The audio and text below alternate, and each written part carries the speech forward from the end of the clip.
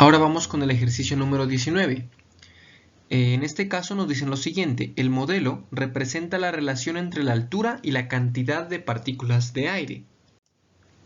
Como se observa, a menor altura, por ejemplo de 0 a 5 kilómetros, pues miramos mayor cantidad de partículas de aire, ¿no? Más partículas de aire aglomeradas en este caso.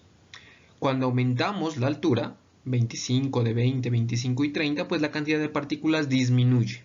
Ahora, una olla con agua hierve a una temperatura de 100 grados Celsius, cuando la altura es 0 kilómetros.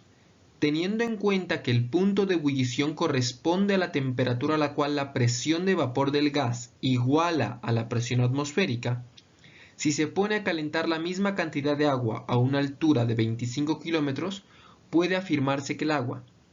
Aquí es bien importante tener en cuenta que ellos nos dicen una definición en la descripción. ¿Listo? Dicen, teniendo en cuenta que el punto de ebullición corresponde a la temperatura a la cual la presión de vapor del gas iguala a la presión atmosférica, ¿sí?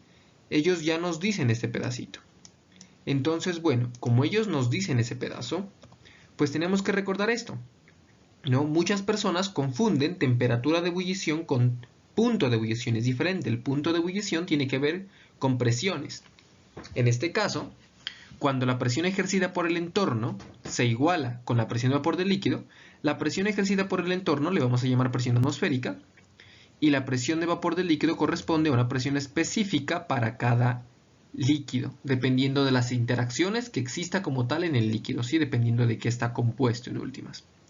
Entonces, cuando estas dos presiones se igualan, es cuando nosotros empezamos a ver el cambio de estado. Es decir, cuando nosotros, por ejemplo, miramos que el agua hierve, miramos que el agua empieza a evaporarse, ¿ya?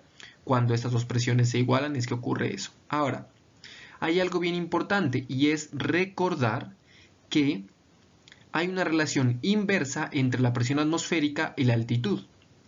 Entre más alto estemos, la presión atmosférica será menor. ¿Listo?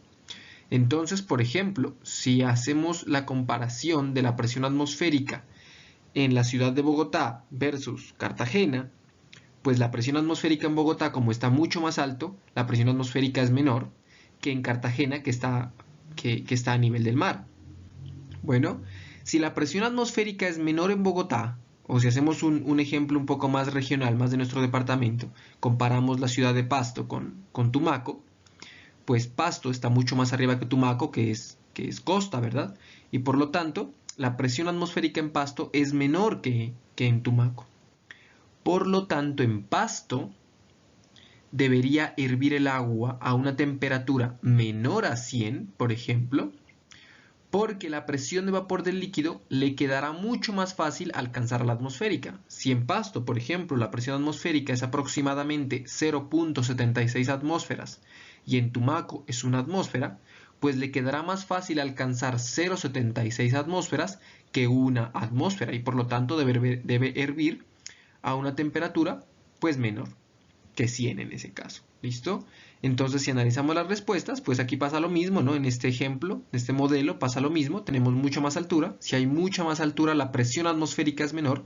Y si la presión atmosférica es menor, a la presión de vapor del líquido le queda mucho más fácil a esta presión igualar a la presión atmosférica. Entonces, como a la presión de vapor le queda más fácil, debería hervir a una temperatura menor que 100. De acuerdo a eso, pues ya podemos estar completamente seguros que la respuesta es la A. Hierve a una temperatura menor que 100 porque la presión es menor en esa altura. ¿Listo?